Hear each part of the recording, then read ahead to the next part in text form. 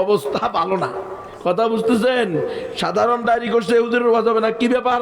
কয় আপনি সাম্প্রদায়িক ওয়াজ করছেন, আমাদের কাছে রিপোর্ট গেছে। আচ্ছা, তো কি সাম্প্রদায়িক ওয়াজ? এই যে আপনি একমাত্র সঠিক ধর্ম ইসলাম বলছেন, তো আমি কি কইতাম? সব ধর্ম সঠিক কইতাম। তোমার কি হুকুম? তুমি কি হুকুম জারি করবে আমার উপরে? আমি একমাত্র সঠিক ধর্ম ইসলাম বলছি, এখন তুমি কি আমার উপরে জোর করে গুলি ঠেকিয়ে বলাইতে পারবা যে সব ধর্ম সঠিক?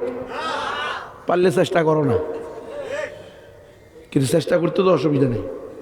ওয়া মাকার আল্লাহ আল্লাহু খায়রুল মাকিরিন। তোরা ষড়যন্ত্র করস, আল্লাহ সেখান থেকে উত্তম উত্তম কি করে রে?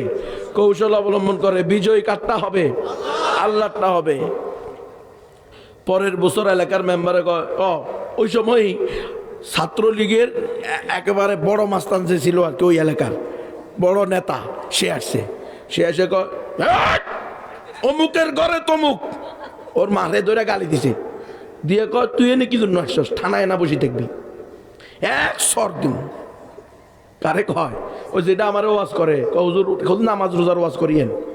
আমি বললাম নামাজ রোজার ওয়াজের জন্য আমাকে আনার দরকার কি ঢাকা থেকে? নামাজ রোজার ওয়াজ কি আপনি পারেন না ওসি সাহেব?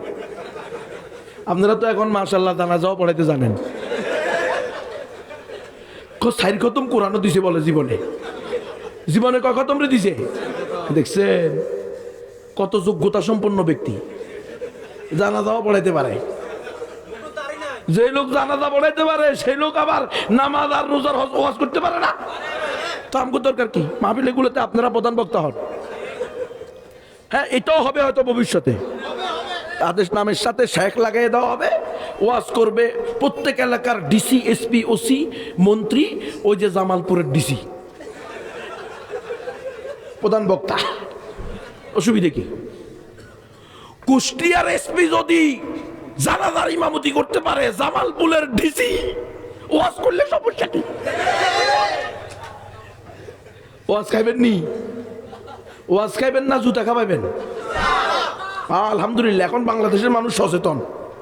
তারা তাদের ঐতিহ্য ভুলে গেছিল। গণদোলাই এটা শুরু হয়েছে। যারা এই মাহফিলে এসে এখন বাধা দিতেছে, আল্লাহু আকবার, বাংলার মুসলমানরা এখন আর ইমানি চেতনা হারিয়ে বসে নাই। যে আসবে জুতা তৈয়া, ঠিক না রে? বাঙালি জাতির ঐতিহ্য, 1000 বছরের ঐতিহ্য গণদোলাই। বাইসা যাওয়ার কোনো সুযোগ নাই, একমাত্র রাস্তা জুতা পিটাই। এই জন্য আপনারা প্রস্তুত থাকবেন। চট্টগ্রামের মানুষ ইমানের দিক দিয়ে আরো বেশি মজবুত ইনশাআল্লাহ।